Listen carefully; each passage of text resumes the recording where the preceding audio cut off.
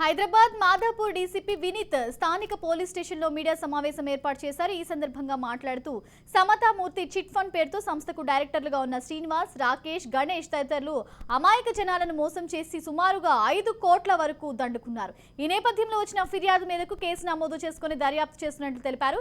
Chit fund మోసాలపై ప్రజలు అప్రమత్తంగా ఉండాలని హెచ్చరించారు. అలాగే ఎల్పుల రాకేష్ వర్మ అండ్ గణేష్ వీళ్ళు ముగ్గురు కలిసి డైరెక్టర్గా ఒక సమతామూర్తి చిట్ ఫండ్ అని ఏర్పడించడం జరిగింది. తర్వాత వీళ్ళు అమాయకులని ఇది chit fund registered chit fund అని చెప్పి దాదాపు ఒక 6 months నుంచి అందరితో 5 lakhs, 10 lakhs, 25 lakhs, 50 lakhs and up to 1 crore తీసుకోవడం జరిగింది.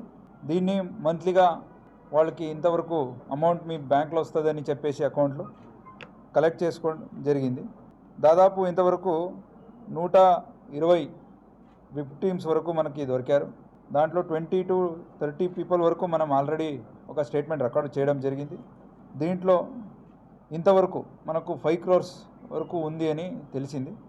ఇంకా ఇన్వెస్టిగేషన్ చేస్తే అది ఇంకా పెరగవచ్చు అమౌంట్ ఆఫ్ ఫ్రాడ్.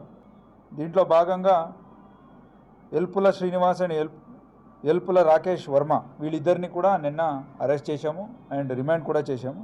వాళ్ళ తరపు నుంచి శాంసంగ్ సెల్ ఫోన్స్, 1 iPhone మనం సీజ్ చేశాము. అండ్ దీంట్లో ఇంకా గణేష్ అనే అతను ఇంకా అబ్స్కాండింగ్లో ఉన్నాడు.